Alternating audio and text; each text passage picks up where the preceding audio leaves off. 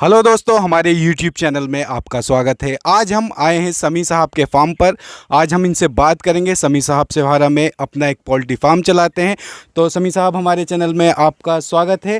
तो समी साहब, आपने जो अपना ये फार्म स्टार्ट किया है, स्टार्टिंग से लेकर आखिरी तक आप हमें सारी चीज़ें बताइए कि किस तरह से आपने अपना ये फार्म स्टार्ट किया। ये फार्म मैंने समथिंग 5 ईयर हो गए चलाते चलाते। इसके जो आपने ये शेड बनाया है इसका फार्मिंग के लिए, इसके बारे में थोड़ा सा बताएंगे। इसमें कितना खर्च आया, कैसे कैसे आपने ये प्रिपेयर किया? शेड बनाने में समथिंग 8 लाख रुपए लगे हमारे, क्योंकि 4 शेड है हमारे पास। 10,000 बच्चों के फार्म है। एक फार्म में हमारा जो है ना, एक शेड में समथिंग 2,500 बच्चा पलता है। 4 शेड हैं, तो ये 10,000 बच्चों का है। लगभग 8 लाख रुपए का खर्च इसमें आया था। ओके। और हमें बताएंगे किस तरह से आपका ये जो चूज़ा आता है, कहाँ से आता है, कैसे आप इसकी ब्रूडिंग करते हैं? चूज़ा आता है हमारे पास हरियाणा से। अलग अलग हैचरीज हैं, नाम अलग अलग है हर हैचरी का। फीड भी वहीं से आता है और मेडिसिन भी हमारी हरियाणा। सारा हमारा जितना भी कारोबार है टोटल वो हरियाणा से है।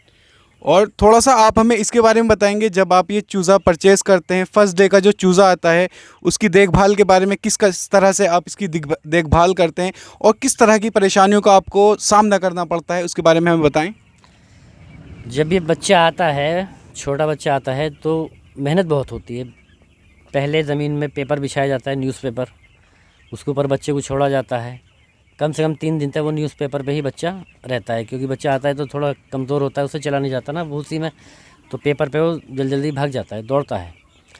1 वीक तक तो बहुत ज़्यादा मेहनत करनी पड़ती है। कहीं रात को इकट्ठा ना हो जाए, कोल्ड है तो इकट्ठा होता है, उसमें मोर्टेलिटी ज़्यादा हो जाती है। हीटिंग का भी बहुत अच्छा इंतज़ाम रखना पड़ता है। सर, आप हमें ये बताएं कि जब आप नया चूज़ा परचेज़ करते हैं तो उसके बाद इसमें मोटिलिटी रेट, उसको आप किस तरह से रिड्यूस कर सकते हैं, या आपने नया ये 5000 आपने बर्ड्स लिया है तो इसमें कितनी मोटिलिटी होगी, उसके बारे में थोड़ा सा बताएं हमें। मोर्टेलिटी तो देखो उस पर होती है कि 2-4 बच्चे तो 5-7 हज़ार बच्चों में तो डेली मरने मने, उसमें तो कोई प्रॉब्लम नहीं। 10 मर जाएँ, 20 मर जाएँ, अगर इससे ऊपर मरेंगे तो समझ लो आपके पोल्ट्री फार्म में कोई ना कोई बीमारी है। बच्चा बैठा है, फीड नहीं ले रहा, पानी नहीं पी रहा, तो उसको देखना चाहिए, उसको दवाई देनी चाहिए। बहुत अच्छी अच्छी दवाई आती हैं, बहुत अच्छे विटामिन हैं, वो देने चाहिए। तो इसमें इसका जैसे आपने बताया कि फार्म में कोई कमी है, तो इसमें डायरेक्शन का भी कोई इफ़ेक्ट पड़ता है कि आपकी डायरेक्शन किस डायरेक्शन का पोल्ट्री फार्म होना चाहिए? डायरेक्शन का तो है, बस ये हमारे 2 जो फार्म है अच्छे, ये सही बने हुए नहीं है, इनका डायरेक्शन सही नहीं है। क्योंकि डायरेक्शन इस तरह से होना चाहिए, इसमें जो है एयर भी आपको अच्छी मिलेगी, पासिंग अच्छी होगी, इसकी जो गैस वगैरह है वो पास होती रहती है। यानी कि इसमें अंदर गैस प्रोड्यूस ना हो, वो चूज़ों के लिए हार्मफुल होती है। हाँ, वो हानिकारक है। ये बताएं कि अभी आपने जो चूज़े हैं वो अपने एक ही फार्म में यहाँ पर रखा है, तो इसके बाद आपके जो पास जो ये 4 फार्म है तो उनका क्या यूज़ है, थोड़ा सा इसके बारे में भी हमें बताएं आप। अभी ये हमारे पास बच्चा 6000 है, ठीक है भाई। बाद में थोड़ा ये बड़ा हो जाएगा तो हम उसको दूसरे फार्म में ट्रांसफ़र करेंगे। 2000 बच्चे एक फार्म में डालना, 2000 बच्चे एक फार्म में, 3 फार्म में हमें 6 बच्चा पालना है। क्योंकि ये जब बढ़ता रहेगा तो इसको चाहिए पहले प्लेस चाहिए। अभी तो छोटा बच्चा है तो इसको प्लेस नहीं चाहिए। अब जैसे बढ़ता रहेगा इसका हम ट्रांसफ़र दूसरे फार्म में कर देंगे। 2000 बच्चा हम इसको ट्रांसफ़र एक फार्म में करेंगे, 2 एक में करेंगे, फिर तीनों फार्म में 6000 बच्चा पल जाएगा। यानी कि जितना इसके लिए मूवमेंट होगा, जितनी जगह होगी, तो ये जो आपका चिकन है, चूज़ा है, वो उतना अच्छे से ग्रो करेगा।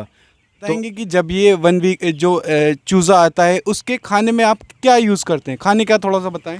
खाने में यही फीड है, प्री स्टार्टर होता है, बहुत बारीक दाना होता है वो। उसके बाद जो है 10 डेज़ के बाद हम लगाते हैं स्टार्टर। उसके 25 डेज़ बाद लगता है फ्रीशर, जो लास्ट में दाना लगता है बड़ा वाला। और फर्स्ट जब ये नए चूज़े आते हैं 1 डेज़ का, तो उसमें जो आप गुड़ का पानी यूज़ करते हैं वो क्या होता है, उसके बारे में थोड़ा गुड़ का पानी इसलिए यूज़ किया जाता है क्योंकि बच्चा जब आता है ना, तो उसका डाइजेशन सही हो जाए, कि उसका पेट सही रहे, गुड़ का पानी इसलिए दिया जाता है। और इन पर जो चूज़े होते हैं, इस पर कौन से मौसम का ज़्यादा इफेक्ट होता है, गर्मी का या सर्दी का, थोड़ा सा आप इसके बारे में भी हमें बताएं। चूज़े में जो इफ़ेक्ट होता है वो सर्दी में होता है, ठंड में।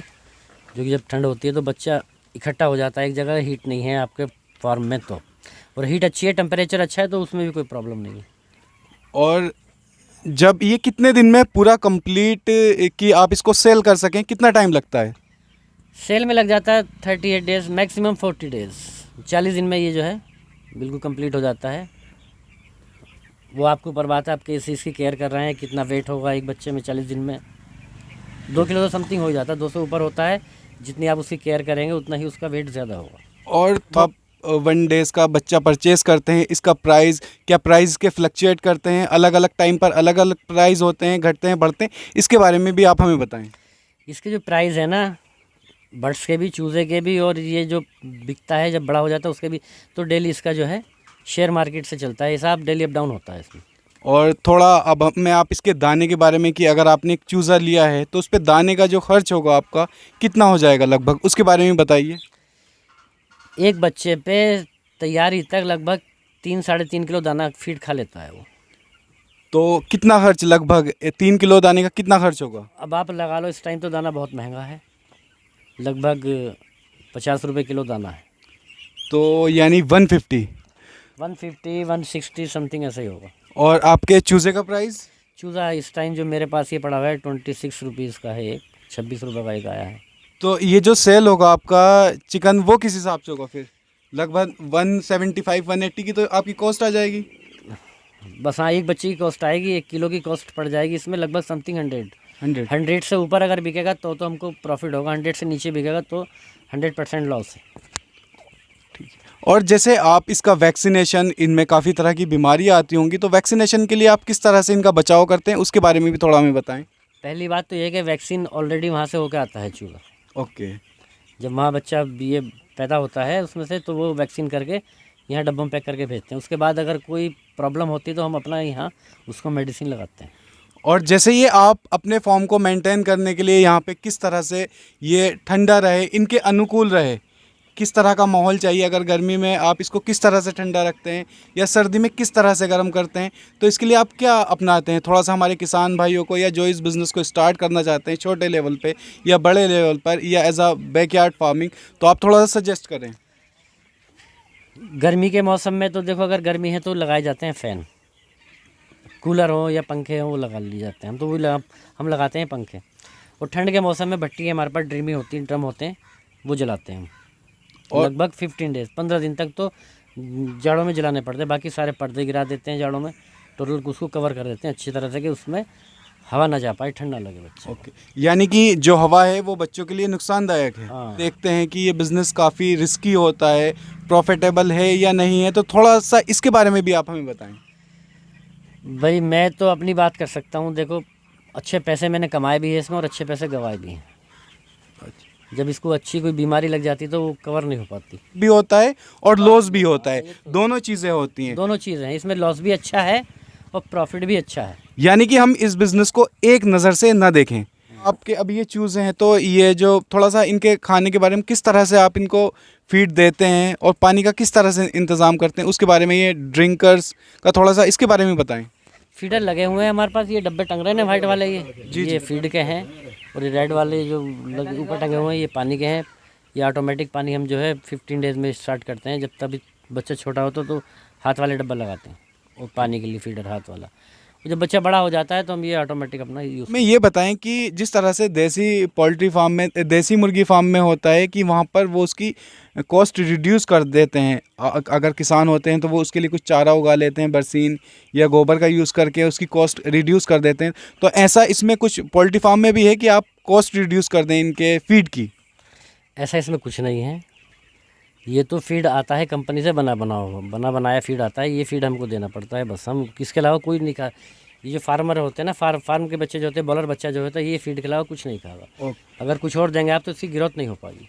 ओके, तो अब जैसे हमारे कुछ किसान भाई हैं या नवयुवक हैं, वो इस बिज़नेस को स्टार्ट करना चाहते हैं, पोल्ट्री फार्म को स्टार्ट करना चाहते हैं, तो आप उनके लिए कोई अपने सुझाव, अपनी राय कुछ बताना चाहेंगे तो वो हमसे आप शेयर करें।